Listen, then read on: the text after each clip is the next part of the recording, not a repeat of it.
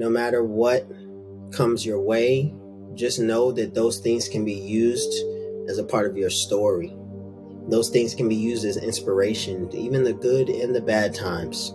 Those can be used as inspiration, and never let somebody tell you that you can't do it because of their own fears that they have, because they chose not to follow their dreams. And that's one thing I'm so glad I didn't succumb to, is, allowing people in my ear telling me, oh, dancers don't make money, this, da da da da. But here I am today, You are now part of a social experiment. See now where my limit is. Only got no. Welcome to the program. Thank you for joining us today on the journey towards self-mastery. Our next guest hails from Washington, D.C. He's a visual recording artist. Let's welcome today Mr. Ryan Green to the program. How you doing, man? Good, man. I'm honored to have you on the program, man. I actually saw a clip of you dancing from Deion Sanders, man. He put you on his Instagram, and people were saying, like, you look like his son and everything, which is hilarious, man. And he's like, yo, my son don't move like that, man. So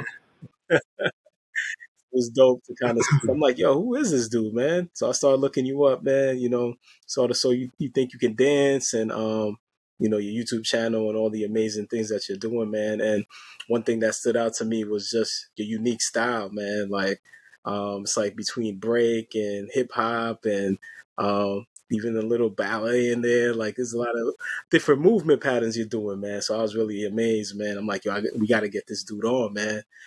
So definitely pleasure having you on the program, man. One of the things I realized too about you is your name, which is interesting. You call yourself OPM, and you have your label Visual Intoxication. So can you tell us a little bit behind the names before we get started? Like, why OPM, and what does the Visual Intoxication mean? Well, OPM it started as an acronym when I first I've been battling since I was a teenager, but when I really got immersed into battling on a mainstream level, I created an acronym, OPM. It was Observe, Prepare, Massacre. So like that would be like my mindset in going into battles, and just my thought process of how to prepare for competition. And then further along down the line, as I grew mentally, as I grew spiritually, I changed the acronym to Observe, Prepare, Minister, because I feel like my calling is so much bigger than battling. A lot of people think that battling is the end all be all of dance, but I view it as like such a small portion now that I'm more mature, now that I'm more seasoned in the game, now that I've been around a lot more, So that's what OPM comes from. And Visual Intoxication is my style. It is it's a style where, a lot of people have said, that I have the ability to captivate an audience in like such a short amount of time. And like from just that captivation aspect is what really, made me coin the phrase visual intoxication. Got it. Man, I definitely want to have some clips on here just so people can see, because I feel like, they're not going to understand unless they see you dancing. So when I was watching, I'm like, yo, how is this dude moving his body like this? Like, how is he, doing these things, man? So can you talk to us about how you develop, your style and what it's based off of? There's so many influences within my style. Just one of the biggest inspirations is just my journey through dance, like from the things that I've been through, the people I've been around, the cultures I've been around. These things have played such a huge part in who I've become as an artist. Even things outside of dance inspire me, though. So it's like all of those things put together is what developed my style. I'm a firm believer in always remaining a student, so I'm always looking at the the greats. I always study the greats of everything. It could be boxing, it could be dance, it could be film. I've just studied the greats, because if you want to operate at a high level, you want to study people who operated at a high level. So, those things are what I've taken with me to become the artist that I am. Mm. So who are some of the greats that you're talking about? Some of the greats, man. For instance, in dance alone, there's so many great artists like Savion Glover. We've got the Nicholas brothers. We've got, all these different movers, Fred Astaire, so many different people. I've met and, had the privilege to be mentored by some great people such as, Storyboard P. He's a pioneer to me in Brooklyn street dance and the Ghost of New York. Just different people that have not only shared game with me, but allowed me to be myself and not try to put me in a box where I had to be like them or move like them, but they saw my vision fully cultivated before I had it fully cultivated in the physical.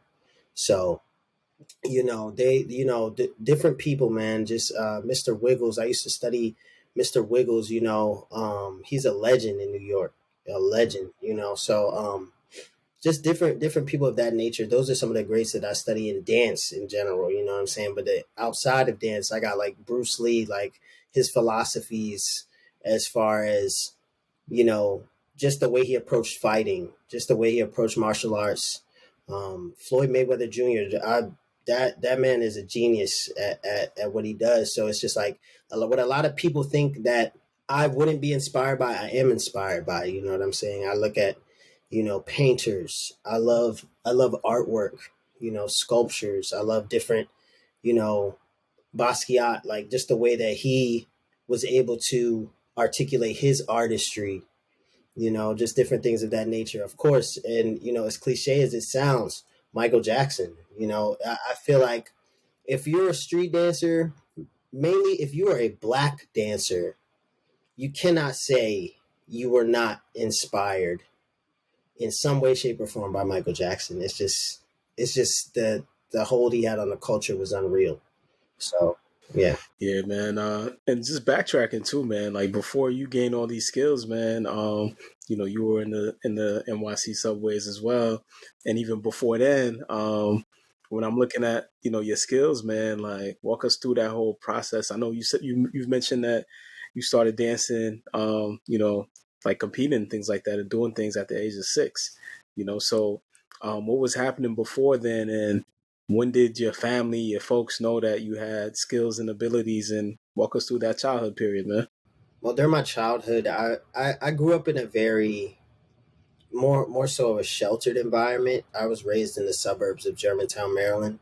So, my mother's Caribbean, and she was very sheltering, but she also supported what I ultimately had interest in, especially if it was positive. So, some of my earliest memories in my childhood are me, performing at little family events. Everybody's like, "Oh, Ryan, come dance," and they put on Michael Jackson. I wouldn't talk to people. Outside of my immediate family, I wouldn't really talk to relatives. I wouldn't really talk to family, friends. But if they asked me to dance, I was on it. Like my mom always makes that joke, like he was quiet, but if you asked him to dance, he would come alive. So somebody in my house, I don't even remember who it was, but they introduced me to Michael Jackson, and from then on, it just took a life of its own. I was so fascinated not only by the dancing, but just fascinated by the visual aspect of everything. How everything was just this major monumental event when it came to anything that he produced, and it inspired me at such a young age to the point where I was thinking about this the other day. Even as a child, when they would ask in school, "What do you want to be when you grow up?" I never envisioned myself it working for anybody. I always envisioned myself on a stage amongst thousands, millions of people. So, that's just how it's always been. That's how my life has always been. I've never really had any goal to do anything else. Gotcha. All right, so you're doing your thing. And did you go the regular like school of dance kind of route growing up, where you were getting lessons and things like that, or was it just natural coming up? You did win it on your own. Honestly, it was really natural. Naturally, I had this drive to perform and this drive to execute movement, and I could see something and within a matter of minutes have it down pat, And yeah, I really enjoyed, watching other people. Like I said, I studied the greats, so watching other people, and just seeing how they interpreted movement, that is what really helped me learn, you know, most of what I was doing at that time, But then as I got like into high school, my mother started to see that, okay, this is becoming a little serious. Like he's cultivating his talent a certain way.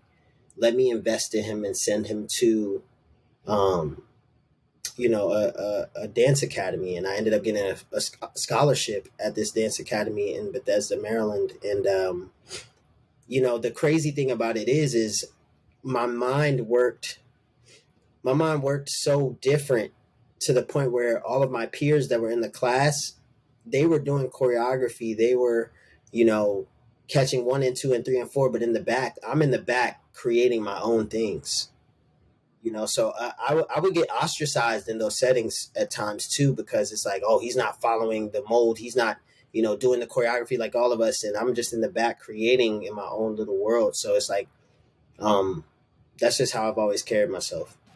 Gotcha. All right. So during high school, you formulate, your own dance group and everything, and you guys go on to compete at nationals, and you win a national competition, man.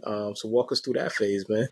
So I started a dance group in high school, and this dance group was it started out as Savage Kids, which is so funny because I initially started that group because I was dealing with people kind of trying to bully me because I was the dancer.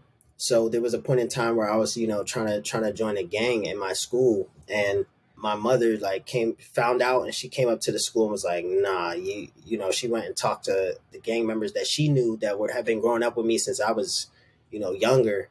And she was like, my son can't be a part of what you guys do. He has a bigger calling on his life." So um, I decided, I'm gonna create a gang of my own, but we're not gonna be in the negative. We're gonna be doing something positive as far as like dancing and really cultivating a brotherhood.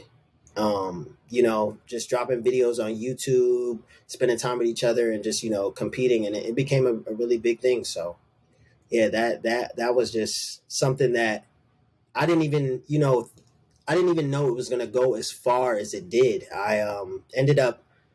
We ended up blowing up on YouTube to the point where people at school were sharing our videos around the entire school, and it was like we were known for that in our entire county. Like we would go to these events called fearless parties. There were these like kind of underground parties held in these warehouses for teens in on Friday nights, and we would go and we would come there with different color masks on and everything, and people would be like, "Yo, that's them, that's Savage Kids. They from YouTube, yo." Like so it was just kind of surreal to see the impact that we had on the internet translate into real life. So yeah, that was a pretty monumental moment for me, knowing how far dance could really permeate spaces that I would walk into physically. Wow, I got you. So what kind of separated you from that group for you to do your own kind of thing?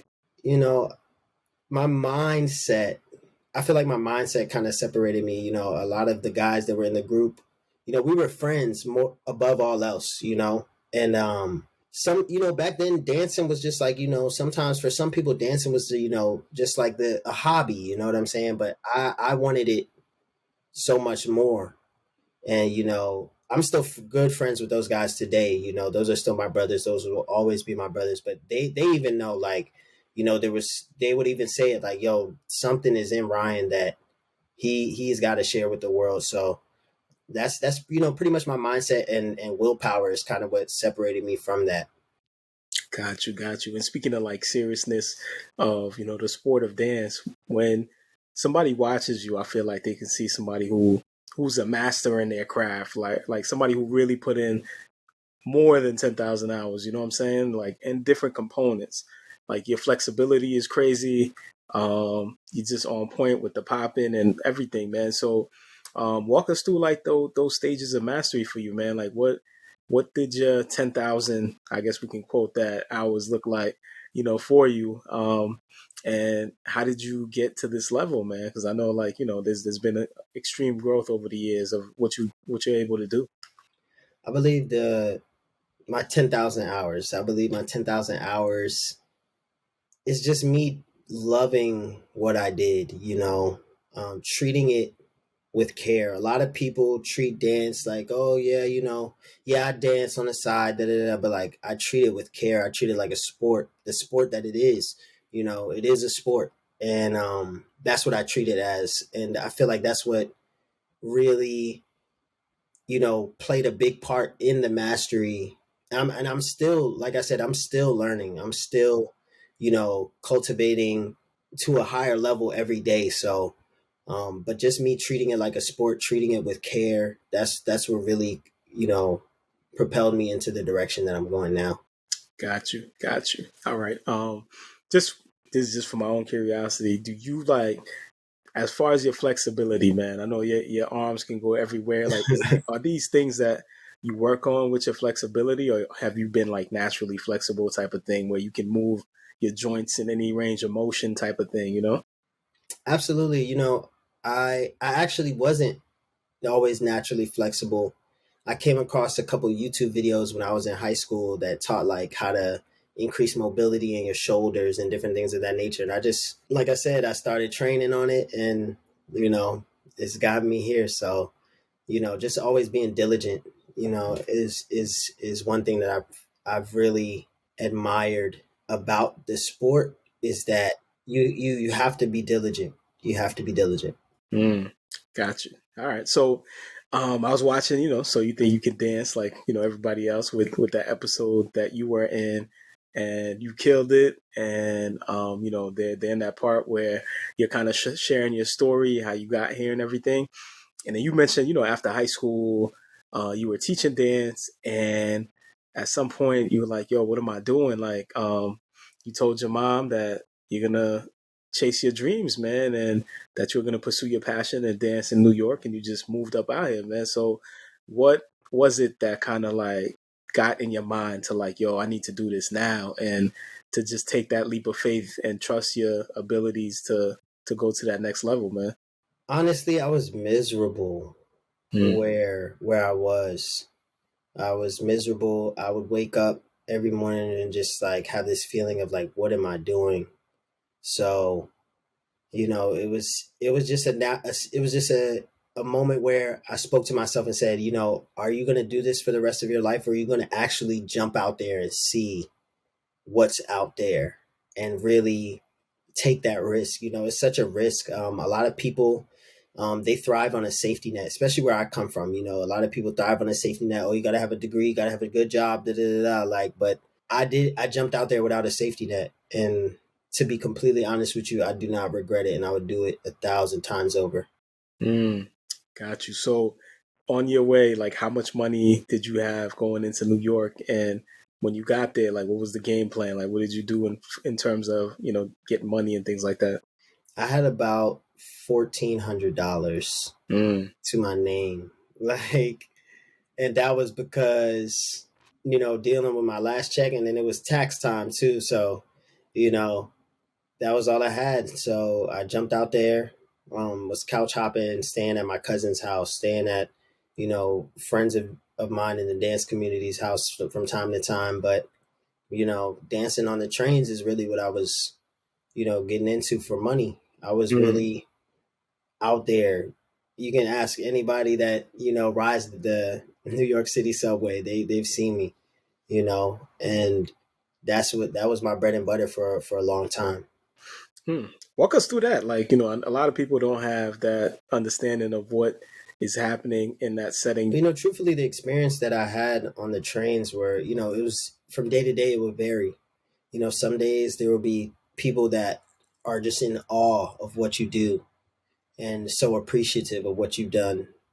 And then you have those days where you come across certain people that try to judge you or try to say certain things about you because you're dancing on the train. And you just kind of block them out, because at that point in my life I was blocking them out because I'm like, I'm here for a whole different reason. Like, I don't care if you like me or not. I'm here to get this money. So I'd rather you not like me and just me keep going than even entertain that. So but then there were special moments where you'll get somebody that as soon as you announce that you're about to do a show, they're like, oh, here we go, because they're so used to seeing certain dancing on the trains where people are like flipping and kind of being somewhat of a danger to passengers.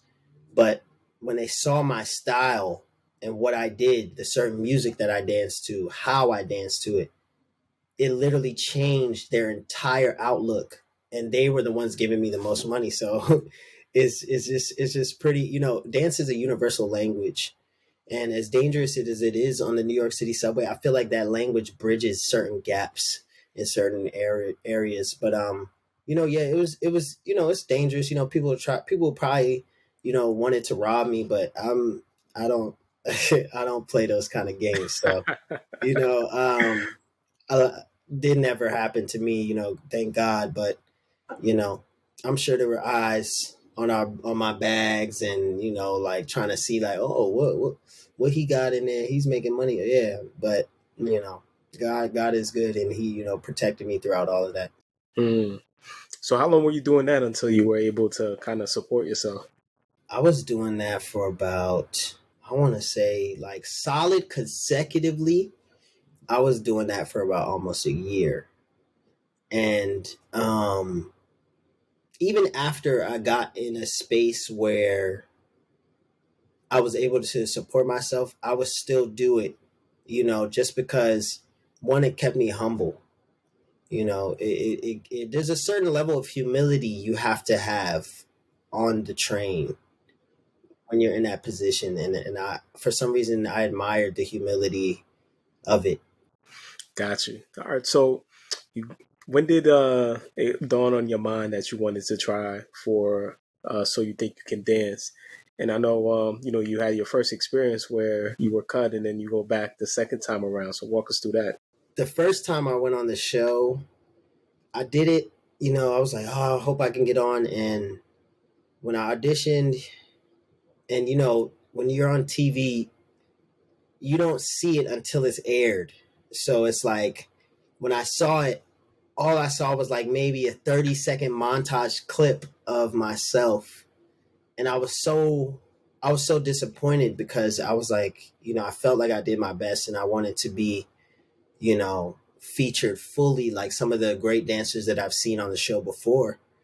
And so around that time, when they came around again in New York City, I was just like, I'm gonna go and do my best. And mind you, this is the time where I was super hungry. I was, I'm still hungry now, but like, I was in a different mode of like survival, and it was like do or die type of stuff going on. So that really is what propelled me. The hunger is what propelled me to do it again, and I made a really good decision by doing it again. There was just something about that time that was just so different. It was so Mm, different.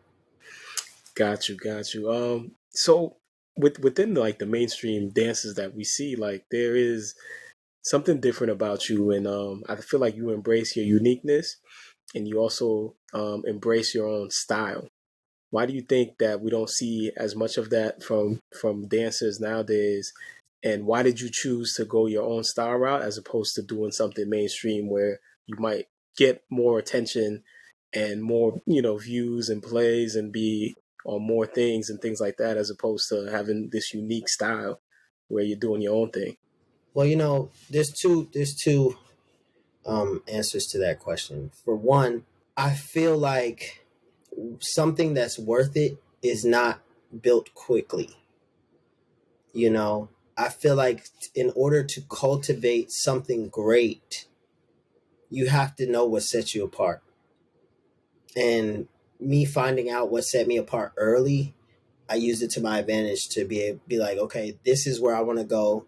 I'm not going to let anybody box me in. I'm not going to let anybody try to put their hands on my career and what I want to do with it. The second answer is just the people that I came up under. You know, certain people that have poured into me. They were individuals. They were pioneers. They were, you know, the rule breakers.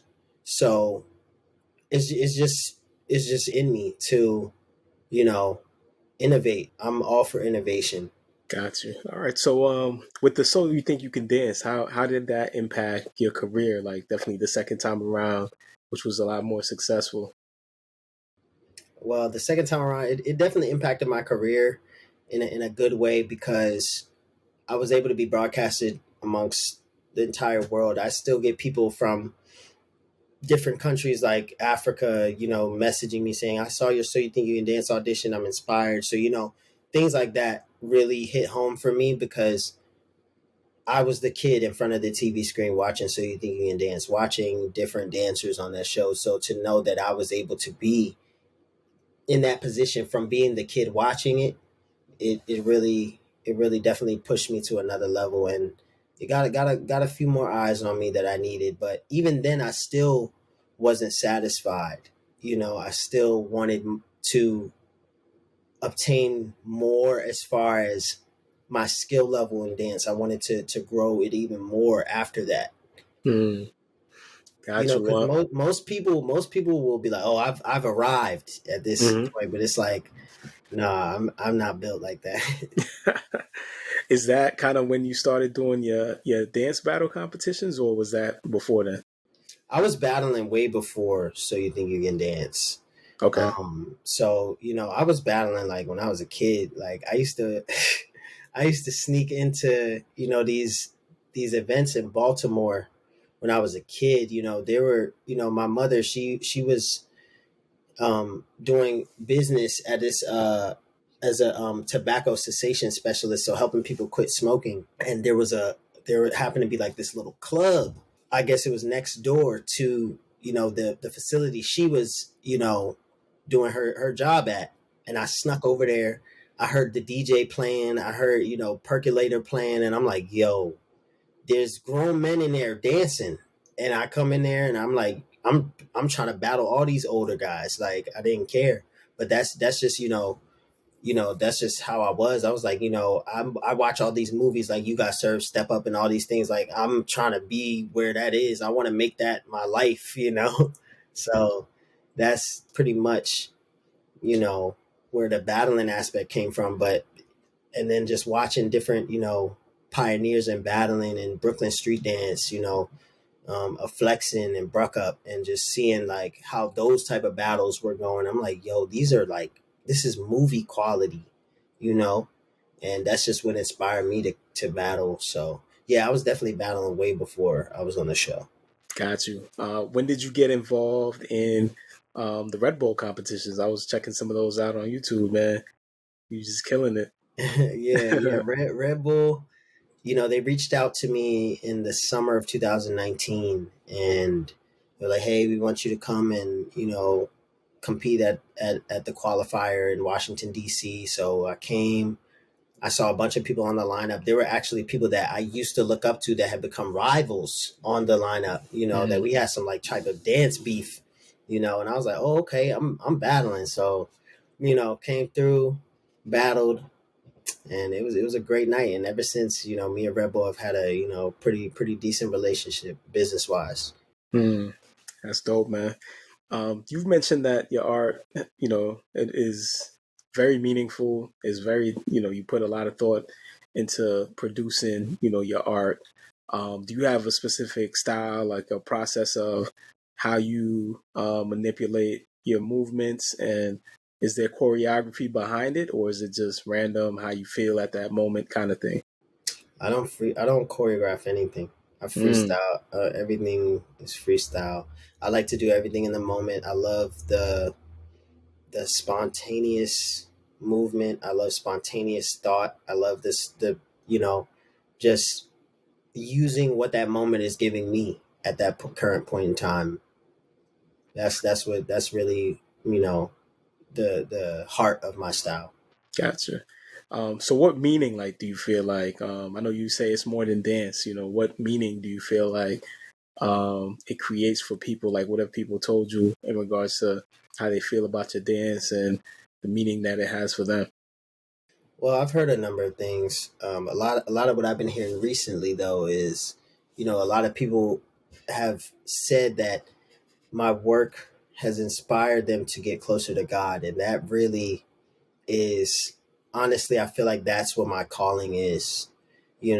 Just allowing people to see what God has gifted me with, so that they can see in turn what God has gifted them with. You know. Gotcha. Um, yeah, I mean, you're talking about, religion, and I feel like you're just a really humble dude, man. That's super talented. Um, Appreciate you. Appreciate you. yeah, absolutely, man. In an industry where there's not that much humbleness, man, and people are kind of full of themselves, man. And you're moving up, the social ladder and everything. Like, what continues to keep you grounded and to keep you, ingrained in who you are? Two things. There's two things. Two things that keep me grounded. One is fasting and prayer. Fasting and prayer is like, you know, you're literally dying to yourself, so that physically you're dying to yourself so that you can grow spiritually. So fasting and prayers, that's like bar none the centerpiece of me staying in that space of being humble, because you humble yourself before God. And then two, I never forget where I came from.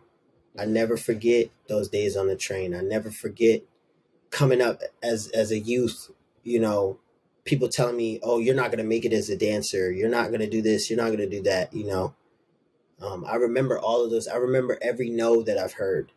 I remember every closed door, every opportunity that fell through. I remember all of those things, and that's what really keeps me on my toes and keeps me humble. And it's just also, the Bible says the Lord resists the proud.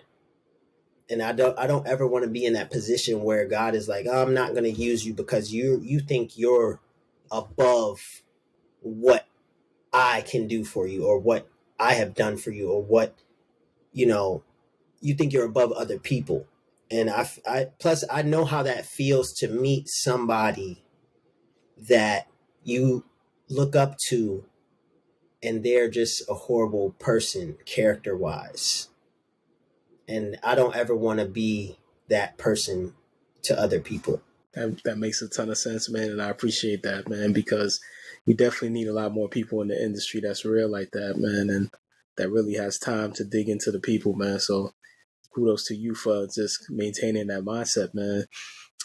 Another component with the dancing, now that you're reaching that professional level, is the financial component, especially that this is what you do, man. You're an entrepreneur pretty much, as well. So walk us through that part, man. Like, do you have a team that's setting things up for you? Like, how do you kind of make money from this profession?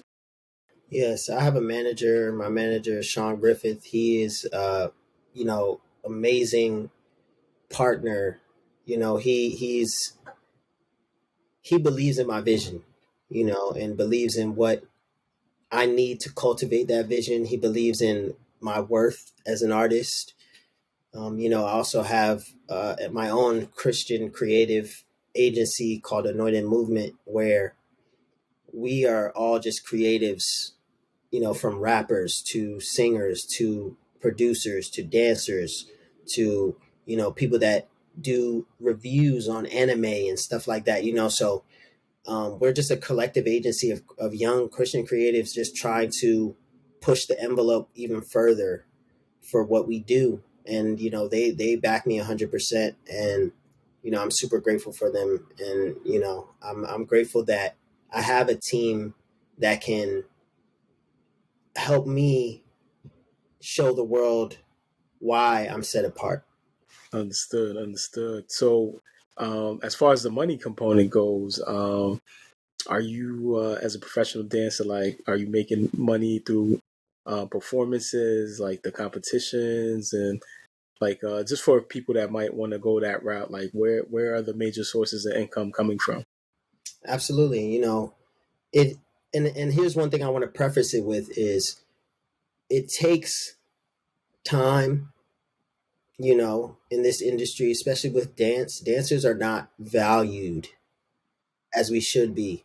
However, dance is literally the single most used art form in commercial consumerism. You you see music, people don't know songs unless a dancer dances to it and it goes viral. And these are facts. You know what I'm saying? So it's like you have to have representation. That's one thing I will say. Make sure you guys get representation that will represent you properly, that will be able to push and tell people what you're worth and not compromise and fold on that. Gotcha. All right. So I know you don't consider yourself a break dancer and everything, but yeah, it's part of what you do, but you're not a break dancer. But I did want your opinion on this. I'm looking at the whole breakdancing scene right now on the highest levels, and breakdancing just became an Olympic sport. And I'm looking around, and I don't really see us like that, man. And you know, Mm-hmm. it kind of started from us, man, and now it's transitioning away. So the top, ranked breakdancers in the world are, to my knowledge, from what I looked at, are not black. So, what are your thoughts on that? And what are your thoughts on, the Olympics representing breakdancing and all that? Well, for one, I think it's a major stride for dance as an art form to be featured in the Olympics. With that being said, we always know when it comes to these higher levels, there will be a gentrification of some sort of our craft. But the true essence of street dance, breakdancing, popping, boogaloo, locking, all of these traditional styles, these are black dancing. This is there's nothing, there's no way around it. There's no way outside of it. This at its root is the essence of black culture. So I think it's a bit of a disservice to everybody who doesn't know about the culture not to have us represented in the correct light, especially on a platform like the Olympics. So I think, as black artists, we need to be advocating for us to be way more prominent in these spaces, being that it came from us. Agreed. Do you think that is something that I know sometimes some of these things die out within the culture and they become alive within other cultures? Do you feel like is something that died out within the culture, or is it something that's still alive that they just didn't really find, people to really embody it in the Olympics? The thing is it the culture is so alive that people are coming from outside to take from it. Mm, That's how alive it is. Like, it's not dying out. It's actually more alive than it's ever been. But it's so alive that people are coming in to our spaces and taking from us and then marketing it a certain way to make it seem like it's theirs. understood. All right. What advice do you give to that little boy, little black girl that's watching Ryan Green, Mr. OPM on the screen, on So You Think You Can Dance, and checking out his YouTube videos? Like, yo, I want to be like this dude, man. I want to dance like him. Like, what advice do you have for them, just maneuvering their way through the industry and everything, and to make it to where they want to be at? Honestly, the advice I have is just never give up. No matter what comes your way, just know that those things can be used as a part of your story. Those things can be used as inspiration, even the good and the bad times. Those can be used as inspiration, and never let somebody tell you that you can't do it because of their own fears that they have, because they chose not to follow their dreams, you know? And that's one thing I'm so glad I didn't succumb to is, allowing people in my ear telling me, oh, dancers don't make money, this, da, da, da, da. But here I am today, you know? And I'm really grateful that I didn't succumb to that. So that's one thing I would tell, the next generation is just continue to innovate, continue to believe. That's the thing. A lot of people, they in schools and in certain institutions, they stop us from believing. They stop us from believing in things that we would deem impossible. Think about how many people said Steve Jobs was crazy. Now everybody's walking around with something from his company in their pocket, Mm. and he's not even here. Mm. Think about how many people said that, even we can even look at Michael Jackson, Ray Charles, Stevie Wonder. Think about how many people said, oh, a blind man can't play music, yet he's one of the greatest. These guys are the greatest, So just, if you have a goal and you can see it, use that ambition and let your ambition fuel you. I know a lot of people in our community have ambition, but they don't do anything with the ambition. It's just wasted ambition. So just use that ambition to fuel you, and that's what will propel you to that greatness that you're seeking to achieve. Well said, man. Well said. Thank you for that. I'm inspired, man. Thank you for that one, man. So what's the next moves, man? Like, what are you working on now, and what is the future looking like for you? Well, we Anointed Movement is that's my baby right now. The agency, we're working on cultivating a few projects coming up. I'm working on a few short film series, that are really going to impact the dance world in a major way. I can't say too much, but it's that level, So and also, just I have a documentary coming out this year on my birthday, you know, um, just documenting the since my childhood up until now and my journey with dance. And, I'm excited to get that out because there's so much that people don't know about my story that I would love for them to know. Hmm. When is that coming out? That's coming out. The trajectory for that is going to be December 20th, 2023.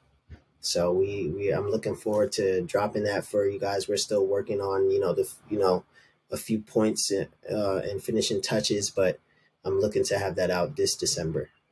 Can't wait, man. We might have to bring you on for that. Bring you back on for that one, man. That's exciting, man. Okay.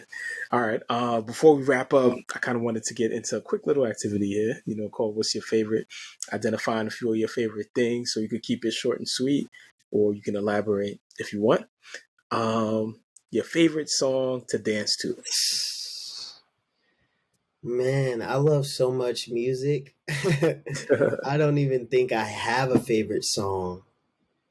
But if I had to choose a favorite song, a song of mine that I've admired dancing to, I would say. Because I like I said, I love so much music. I don't even have a favorite song. My music taste is like out there. Like people will be like, "Yo, you listen to that?" I'm like, "Yeah, I do." Man, there's so many songs, bro. Like I'm not even gonna lie to you, but I'll give you guys one, and I actually danced to it on So You Think You Can Dance. It was Hey You by Pink Floyd. And, a lot of people wouldn't expect a black dancer to dance to that song, but I grew up, my father was, heavy in music, my sister heavy in music. So like their music taste was not just um subjugated to one genre. My father loved rock and roll. My father loved Van Halen. My father loved, the Police. My father, different things, and that's what really kind of grew me up on certain genres of music, and just even allowing myself to be creative in the aspect of where I'll dance to something that nobody's even thinking about dancing to. Mm, okay. I think I know this one. Your favorite dancer to impersonate? Nobody. Nobody. I was thinking Michael Jackson, but nobody. The kid me would have said that, Michael. But as I've grown older, I'm more of a fan of innovation than impersonation. Hmm. So if we want to go like, Michael, yeah, of course, Michael he's the template for what any entertainer will want to be, whether it be genre, no genre specific, but any entertainer can take something from Michael. So Okay. absolutely. All right. Favorite dance movie? Favorite dance movie? Mm-hmm. Dang. All right, so I'm a huge You Got Served fan, man. Like that joint, You Got Served kicked it off for me.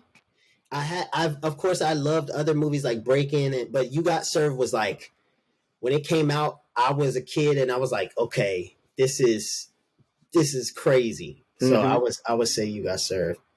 And then, honorable mentions, Step Up to, those, Okay. Do you have a favorite dance show? Favorite dance show? Not at the moment. It's been. I feel like there's not even a lot of dance shows anymore. Mm. Even So You Think You Can Dance is kind of, fizzling out a little bit. I feel Okay. like the last season that was really good was the season that I was on, and not Mm-hmm. because I was on it, but just because like the quality of dancers that competed. Now it's like I feel like they're trying to dip into that mainstream bag of where like, oh, we want to be trendy, so we're going to feature this person because they got a lot of followers and this, that, and the Mm. third, and it kind of waters down the art. Got it. Okay. Favorite thing that keeps you motivated, man? I know like you've been doing this for so long, and I don't know if you ever get dry spells or times where you just got to get yourself back into it or take a break. So what keeps you motivated? What keeps me motivated is just my family. I want to provide a good life for them. I want my children to be able to have something to build off of. Not only am I just a dance artist, I'm a visual recording artist, I'm a film director. These things all are cultivating a legacy to have my children inherit something. So that's what really keeps me motivated. Understood. Favorite thing about dancing? My favorite thing about dancing is being able to communicate without uttering a single word. Mm. Favorite life gem that anybody has given you? Ah, okay. I got this from my late pastor, Von Viafana, and he says, it's also scriptural, but he Mm-hmm. says, he always would say, don't be wise in your own eyes. Mm. Don't be wise in your own eyes. What does that mean to you? So being wise in your own eyes, a lot of people think they know everything. A lot of people, knowledge is power is something that's been spread across our community.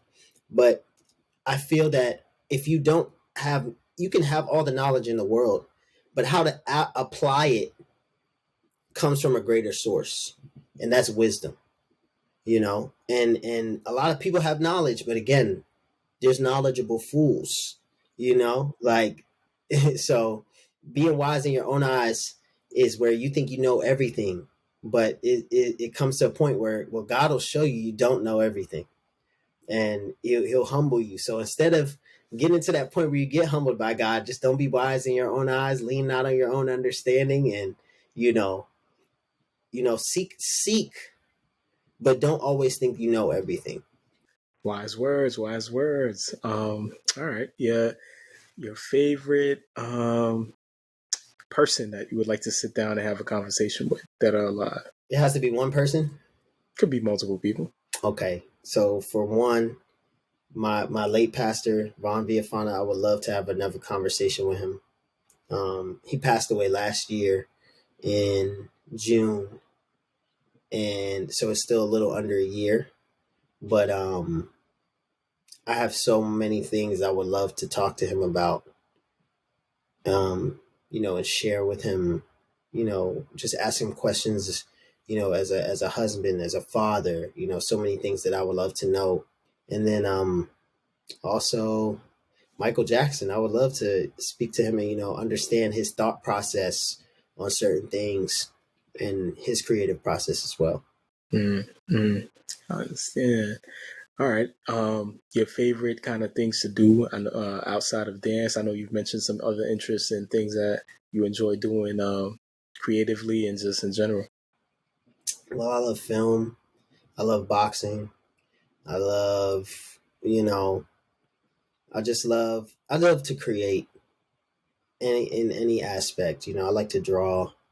I like to, come up with different things. So, I'm just an all around creative, like where I find the beauty even in things that people wouldn't find the beauty in. Like, boxing is such a brutal sport, but I find there's such a beautiful science to it.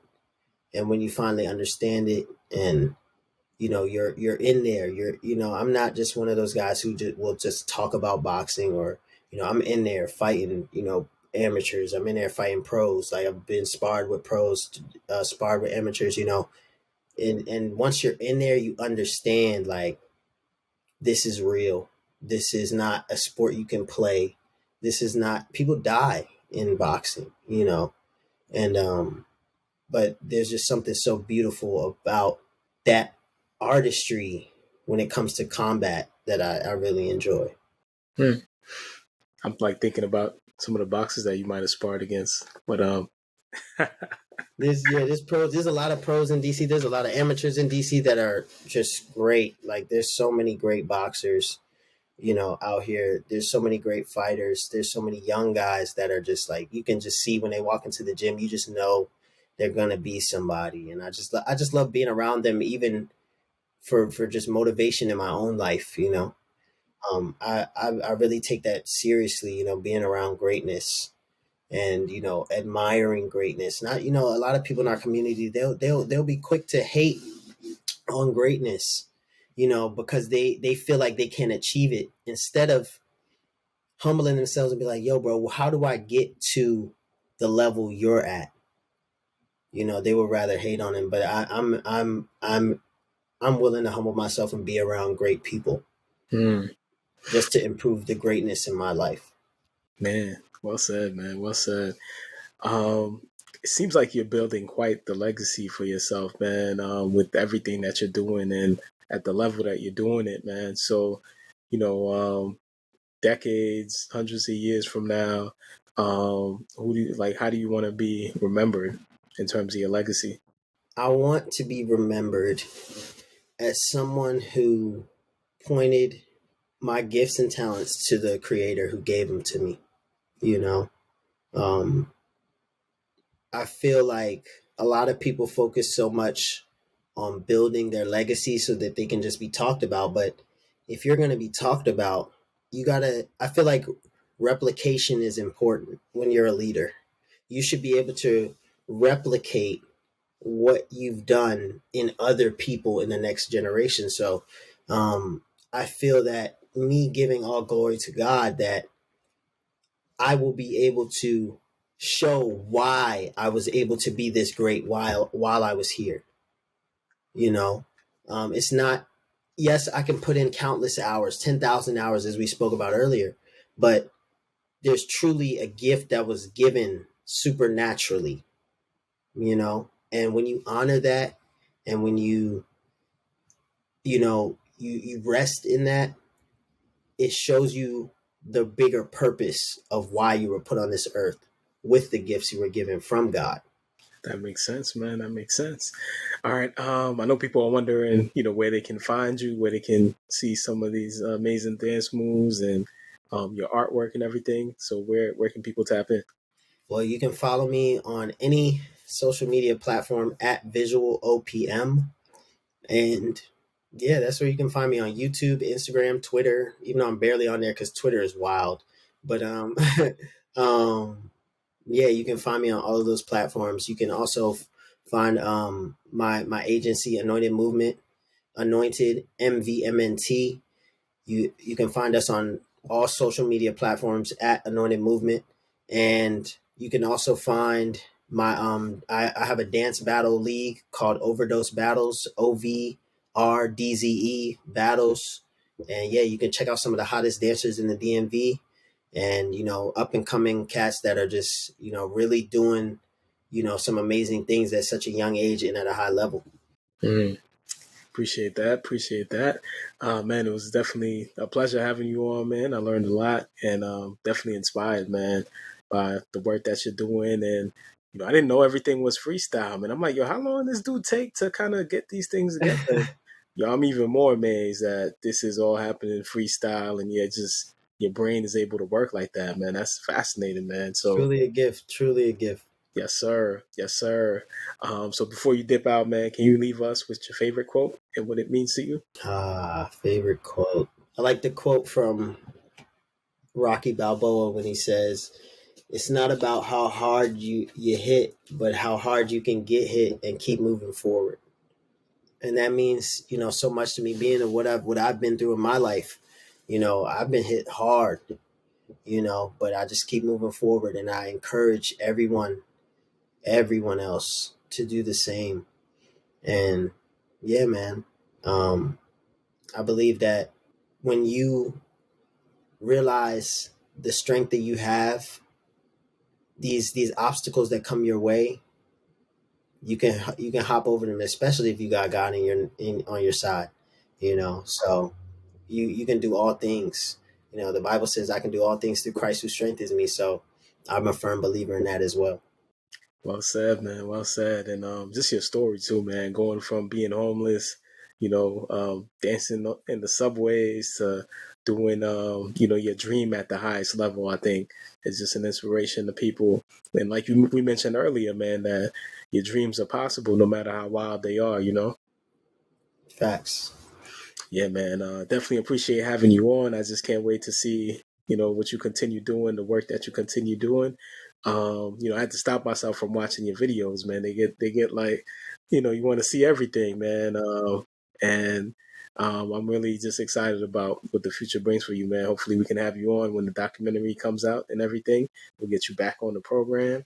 Talk some more dance in your life, man. So just thank you for coming through, man, and blessing us. Thank you for having me. I appreciate you so much, brother. I love what you're doing with your platform, and I pray that the Lord blesses you and continues to keep you and help you grow this thing to even higher levels. So I'm so grateful for you having me on, man. I appreciate you. Appreciate it, man. Listeners, definitely follow OPM. I would say if you know anybody who's interested in dance or if you're interested in dance yourself, man, this is the highest level here. So you definitely want to pay attention and just tune in, man, and to be inspired by somebody moving. A lot of times we don't think about inspiration from people that are not speaking, but like OPM mentioned, we talk a lot through the nonverbals and through the body. So just tap in and see what you can get from it. See what type of inspiration you can get. And of course, remember, your mind is the most powerful tool in the universe. So therefore, if you can think it, you can do it. If you believe in it, you can be it. And if you fight for it, you can have it. The world is yours. This has been your host, Mr. G, and I'll see you next time on MasterMine. So every day I'm going hard. I'm talking business, bank accounts, and credit cards. And somehow we defeat the odds and making sure that no one starves illegal or you had a